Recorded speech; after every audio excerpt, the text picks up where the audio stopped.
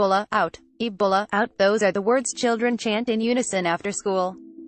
In the Wangata district of Mbandaka, in the Democratic Republic of Congo. Add Ebola as an interest to stay up to date on the latest Ebola news, video, and analysis from ABC News. Mbandaka is one of 3 areas affected by an Ebola outbreak in the Central African nation, and the focus of Ebola response efforts, since it's a hub in the region. Boats with passengers and goods travel to and from the city on a daily basis. Neighboring countries lie just across the busy Congo River.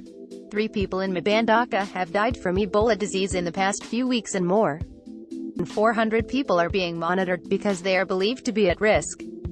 There's been quite a massive response immediately, Leah Feldman, an American nurse working for Doctors Without Borders, told ABC News. Whereas what we saw 3 years ago, there was quite a delay in the international response.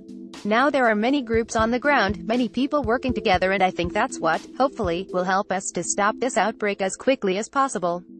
The 2 other areas affected by Ebola, the towns of Bikoro and Iboko, have seen more cases, 22 and 24 respectively, but have fewer people passing through.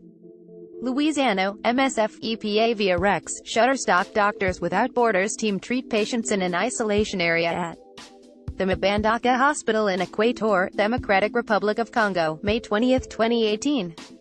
Ebola is endemic to the region. The virus was first discovered in the Congo in 1976, and there have been 9 cycles of outbreaks since, including an outbreak last year lasted about 40 days. More than 11,000 people died during an Ebola outbreak in West Africa in 2014. In this latest outbreak in the Congo, 51 cases of suspected Ebola have been reported so far, according to the country's health ministry. Those 35 are confirmed Ebola cases. 13 are considered probable. At least 25 people have died. The approach to treating and stopping this outbreak is different because health workers are inoculating people with an experimental vaccine, using a ring vaccination approach, in all 3 affected areas. The vaccine was used in Sierra Leone and Guinea in 2015 and has proven to be safe and effective. Hundreds of people who either know someone affected by Ebola, or know someone who knows someone else, have received shots so far, including health workers.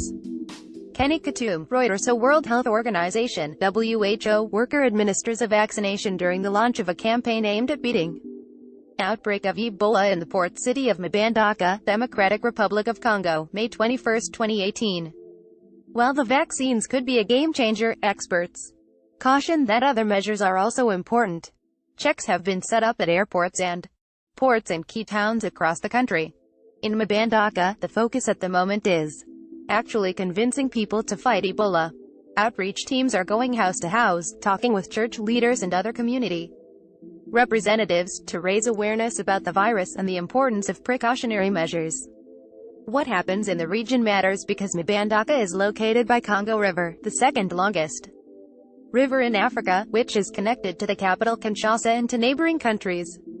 While the outbreak is not considered to be an emergency of international concern at the moment, the risk of propagation is considered high at both a national and regional level. All 9 neighboring countries have been placed under alert and advised to implement safety measures. Researchers in the Congo are working on identifying the cause of this latest outbreak, but one probable transmission source is bushmeat. In Mbandaka, like in many other areas of the country, people eat monkeys and other types of bushmeat on a regular basis, even though the Ebola virus is believed to be transmitted via wild animals. Many vendors at the market, who did not want to reveal their identities to ABC News, do not believe Ebola is real, or is as serious as they're told. In the capital Kinshasa, authorities say they are accustomed to dealing with health emergencies and have expressed confidence in their ability to contain this latest outbreak. Dozens of international non-profits, including the World Health Organization, have deployed volunteers and experts on the ground. Millions of dollars are being spent to ship specialized medical and sanitary equipment to the country. Mark Naftalin, UNICEF. In this photo taken, May 25, 2018, UNICEF staffer Jean-Claude Nzengu Center talks with members of an Ebola vaccination team as they prepare to administer the vaccine in an Ebola-affected community in the northwestern city of Mbandaka, in Congo. In Mbandaka, Edunga Amy is a principal at Ikembo Babuladawa School, With the help of UNICEF and Oxfam, he's set up a strict protocol to monitor his students. Every morning they have to wash their hands with thesis chlorine dispensers and we take their temperature, Amy told ABC News. We do the same before they go back home. Monitoring the population is the current priority for health officials. Teams are going door to door to identify anyone who has been in contact with a person who has had either a confirmed or suspected case of Ebola. The aim is to offer the vaccine all those who are potential